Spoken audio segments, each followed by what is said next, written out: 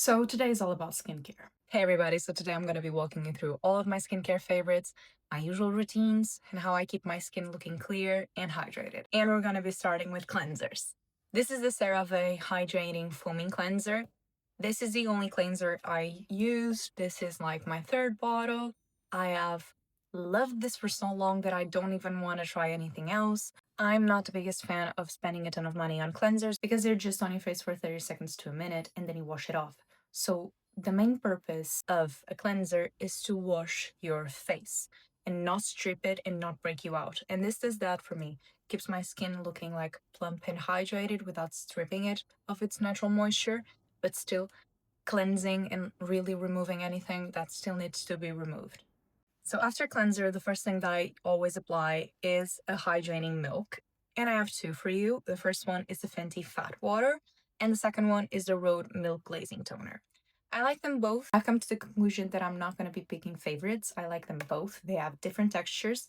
This is more runny. This is a little bit more milky, as the name suggests. This one smells a little bit better. This doesn't have that perfumey of a smell. It's just kind of producty. I like them both. I use them both AM and PM. They work great on their makeup, no problems at all. And I feel like these are a great first step to help your skin be ready for everything else that you're going to be applying on top of it. So both of these, either one of these, you pick. Next up, we have serums. And I have a few categories of serums, and they all do different things. If you're looking for a hydrating serum that is just hydrating, glowy, plumping, I like this one. This is the Fenty Skin Hydrating Nectar Glow Serum, the Dew and Plump. As far as like actives go, this is not it. It doesn't have that much stuff that's going to like improve the look of your face in the long run, but it is super moisturizing. It gives me a super dewy, pretty look to my skin. And as you can see, I love it a lot. It smells great. I love the way this smells. So I highly recommend this one if you're looking for just a hydrating, glowing serum. Still in that category, I have two more glowy serums, but these ones have a little bit more of an active principle to them. The first one is the Dew Drops by Glow Recipe. They do have niacinamide, but the concentration is not that high, so it is a good serum because I like the way it makes my skin look and feel, not because of I feel like it brings like improvements to my skin. It is hydrating, it is glowy, and I like it before makeup. Last serum in this category is the Beauty of Joseon Glow Deep Serum. This is a serum that you go through really fast, so be aware of that. If you start using it, be ready to repurchase it a bunch of times.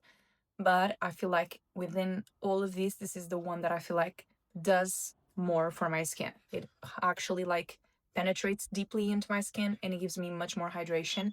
It is really calming, it is really hydrating, and I feel like this one actually improves the way my skin looks and it actually improves the glowiness of my skin in the long run.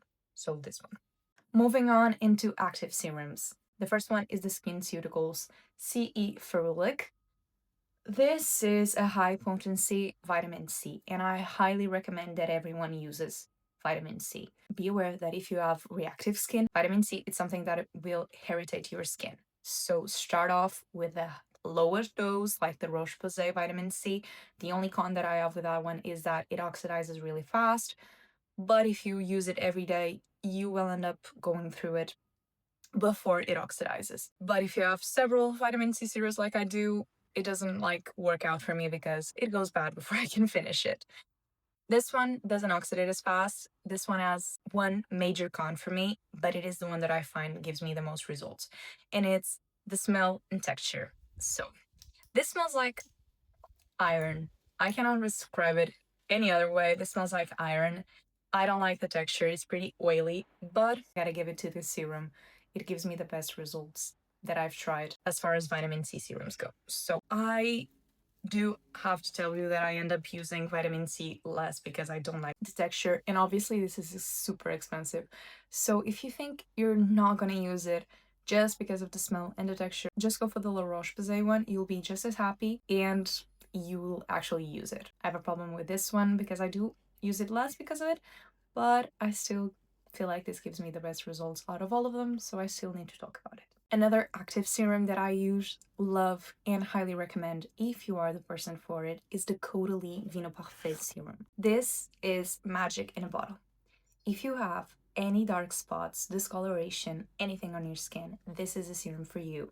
I cannot like rate this higher on my serum list than I already do. Once I finish it, I'm not thinking twice. I'm buying it again because this keeps my skin super hydrated whilst working on my dark spots. It is heaven sent. I cannot say enough good things about it. It smells great. It feels great on my skin. It's a hydrating serum with action against dark spots. So if you have the skin like discoloration, dark spots, pick this one up. I use it at night, day in and day out. In the day out, I use retinol. Speaking of retinol, I'm not going to be recommending like the retinol that I use because I use prescription retinol. But before I came into prescription retinol, I used 3 different retinols that we're going to be talking about in order, which I feel led me to be able to tolerate the retinol that I use nowadays. And the first one is the CeraVe retinol. It is like encapsulated, it is mixed with niacinamide, and I feel like it makes it less abrasive to your skin. And if you're young, I feel like you can start using it a little bit earlier than all the other retinols because it is like lighter on your skin. So that's the first one. If you're starting off with retinol, still do the introduction. You start one night a week and then you work up your way to mostly every night of the week. And once you've been doing that for a couple months or years, I feel like you're good to move into the next one. And the next one that I used was La Roche-Posay. So La Roche-Posay is a red bottle. I do have one con with that one is that the bottle itself like rubs off. So you need to be aware of that because retinol shouldn't be exposed to light. So that's a con. The product itself can deteriorate because of the bottle. But it is also a really good, really hydrating retinol, which I feel is really useful if you're trying to move up the retinol chain. Another one that I highly recommend is the Kiehl's one. That is for the most sensitive of skins. That's super light. It's super easy to use. I used it in a time where my skin was going through hell, so I kept using retinol even though it was really hard, but that retinol kept me going. If you're hoping to move from like retinol into like the prescription kind, I feel like you should be moving to retinol with an A because it gives you a step up before you move into actually prescription that has a higher concentration. The one that I used for that was the Sally Max one. I really enjoy it. I feel like it gave me super fast results without like working my skin up. So that's another step that I would recommend. Now I'm onto prescription retinol and I use that 2 to 3 nights a week now. I've worked myself up from a night 2 weeks. Believe me, it was not that easy. Your skin needs time to accommodate to that sort of thing. When I have active breakouts or my skin is more acne prone at a time, there are 2 products that I use to help me get back into my baseline. And those are these 2 from La Roche-Posay, the Effaclar line. If your skin is super sensitive, just skip this one. You're not going to like it. It is kind of alcohol-y. Yeah, I don't recommend this if you have super sensitive skin, even though you're acne prone. I feel like this is going to be a little bit too much for you and might end up like flaring you up more. This one, if you have closed pores, like congested pores, this one in the long run will help you a lot. And if you have like active breakouts that need to be fixed, this one, like I use it as a spot treatment. It's not always meant to use, but I do it and I like it very much. I feel like it helps speed up the process of like getting rid of that pimple. They also advertise it as a like anti-spot, like anti-dark spot treatment. For that, I just rely on my Caudalie. I'm only recommending one eye cream. I could also talk about another one, but I feel like eye creams is a very personal thing. Everyone has their own concerns. I have very dark, very dry under eyes, so I gravitate towards something with vitamin C in it, and that's the Only Hendrix Vitamin C Banana Bright Eye Cream. I'm just gonna let you know, eye cream is one of those products that is not a miracle worker. You will see results, but it's not like the most dramatic thing. So if you're thinking if you can skip this step, you 100% can just use a good moisturizer on your face as a whole and apply it here. and you'll be fine. The other eye cream that I also really enjoy that I was talking about is the Caudalie Vino Parfait Brightening Eye Cream for the same reason that I like the serum. For moisturizers, I'm going to be talking about different kinds of moisturizers for different kinds of things. I'm going to start off with the most lightweight moisturizer that I have, and it is the Dynasty Cream by Beauty of Joseon. This is kind of a gel formula. It's really light on your skin, but still super hydrating. Leaves you a pretty glow, and I love this one in the morning before makeup. So if you're looking for a very hydrating, very light with niacinamide and squalane, this is it. This is a very good moisturizer, and as you can see, I'm pretty much out of it. I am planning on repurchasing it, no questions asked. And I would say this is good for both oily skin and dry skin.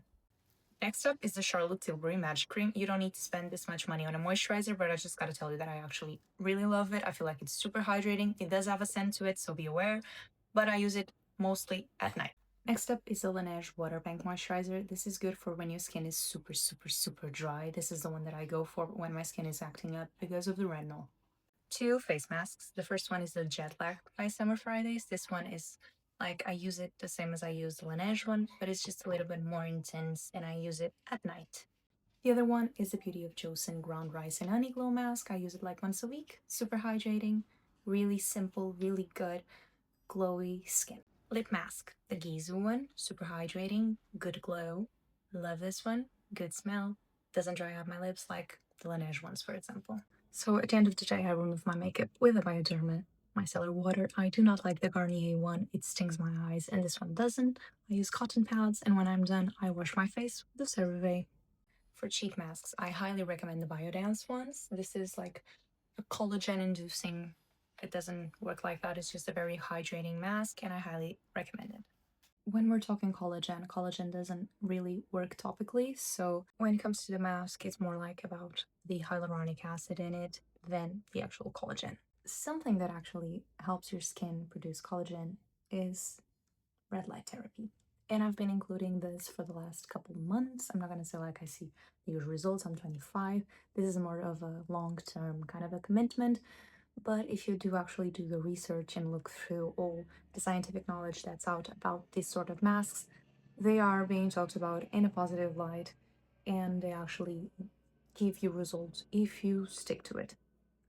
So this is mine. But yeah, you guys, that's it for today. I hope you enjoyed. This is my skincare routine, how I keep my skin looking hydrated and clear throughout the year. Thank you so much for watching. I hope you like and subscribe, and I'll see you in the next one.